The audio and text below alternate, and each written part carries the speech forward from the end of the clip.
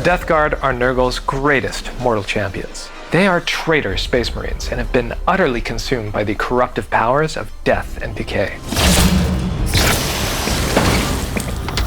Combining their own toxic plagues with mutations granted by the Bloom, they'll become powerful obstacles for the Grey Knights.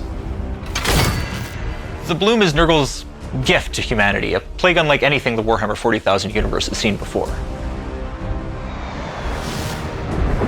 As a galaxy-spanning plague, Bloom seems to spread through corrupted seeds, objects carried by Nurgle's minions that radiate with a foul essence, corrupting and mutating any life nearby.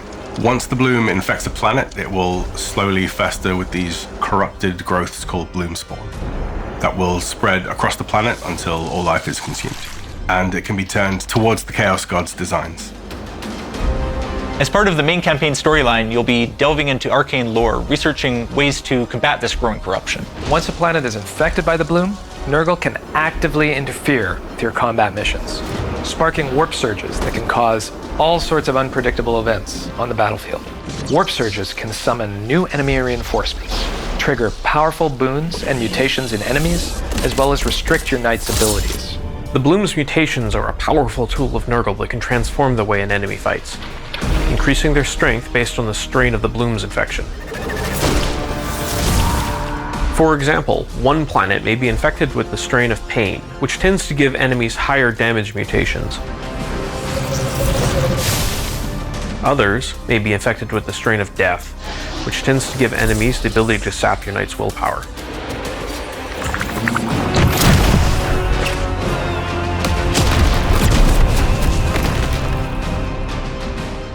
Another factor you'll have to contend with is that the longer the Bloom is left to corrupt a planet, the stronger and more frequent these incursions will become.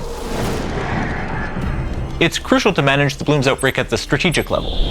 On board your strike ship, the Baleful Edict, you'll have limited resources to spend trying to contain the plague. You can focus on researching powerful stratagems and purity seal upgrades for your weapons and armor. That'll give you an edge in combat. But you can also spend resources on your ship, improving its ability to respond quickly to new combat missions, and suppress the Bloom's corruption. Against the forces of chaos, you will have to make difficult choices that can have far-reaching consequences in the overall campaign. Ensuring your strike cruiser is operating at its fullest potential is vitally important to your success. This is a Warhammer 40,000 game, so we have the advantage of working with all the finely detailed Games Workshop miniatures as our reference. And the codexes give us a lot of material to work with as well. The armaments and abilities of the knights and enemy units have been tied tightly to the miniatures that influence them. But because our game mechanics are very different from the tabletop experience, we were able to pitch some tweaks and totally novel abilities for all the units, as long as they match the theme and lore requirements of the world. Throughout the campaign, you'll cross swords with greater demons, demon princes, and other gigantic foes. These are Nurgle's champions with unique abilities, and they represent a massive obstacle to defeat. They're also a big change from the regular enemies you'll have been fighting up to that point. They destroy everything in their path. They can pick up and hurl knights through walls and crush them underfoot, even collapse whole sections of levels. These are real David versus Goliath type battles. Each of the Lords of the Bloom has their own unique personality and strategies. Let's just say you'll need to put together a lot of what you've learned and built up with your knights to take these guys down. Facing these bosses also means entering their domains, which sit at a precipice between real space and the warp. These are among the most corrupt environments. Well, except for... What? The place at the end? I really don't think we're supposed to talk about it yet. Come on! Alright, I guess one little peek wouldn't hurt.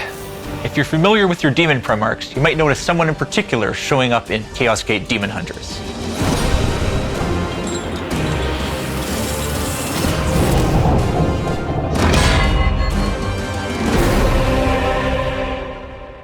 Hello brothers and welcome back to another video. So hopefully you enjoyed that trailer. I want to say thank you to the developers for sending that over to me. But of course I want to talk about the things that they mentioned in this. And the big thing of course is Mortarion. Yes, he is confirmed to be in this game. There's some other things that are in this game that we saw in the trailer, which we'll go through in a second. But firstly, I want to talk about this new mechanic, which is the bloom, because this seems to be like the core of the gameplay mechanic now, where what you're fighting as basically a Grey Knight and what Nurgle is trying to spread to stop you winning the game. So basically, the bloom is a new plague that has been made by, of course, Big Papa Nurgle. It's something that's not really seen before, it said in that trailer, which again is kind of cool.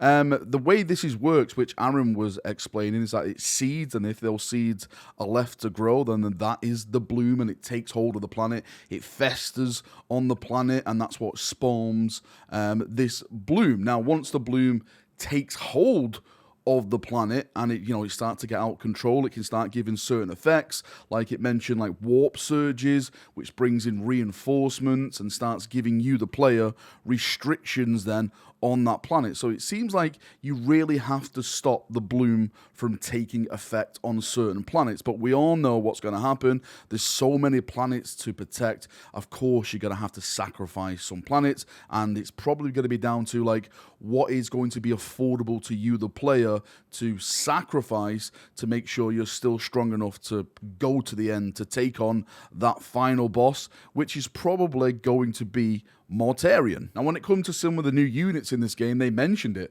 Of course, we have greater demons. We saw that already. But there was a demon prince in that trailer. There was a hell brute. And of course, Mortarion was definitely in there. One of the things about this game, which I've noticed, is that this is a single player game. There's no co-op.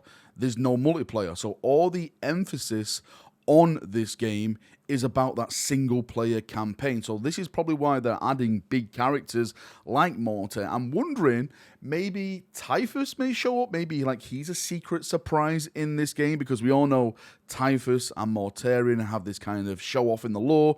Maybe he'll jump up and go, Mortarion, you're not doing this right, you should be doing it like this. It would be nice to see Typhus in this game so I can shoot him in the face and see his body explode and him taken back to the warp. As I've always stated, this game does look absolutely beautiful with the effects of, the Nurgle stuff, the explosions, the sync kills, the destruction, the devastation. It does look like a beautiful bloody game. Now, my only criticism of this game is the turn-based aspect, and I know people enjoy turn-based games, and that is great. I enjoy turn-based games, but what my problem is at the moment in the Warhammer genre, it seems that we're having an overload of these turn-based games. I understand that Warhammer is a turn-based game system on the tabletop. I completely understand that. I get that at all. But with the amount of Warhammer games that we've had so far, I'm sure most of you will agree that we want some more fluid. We want some more, real-time strategy games.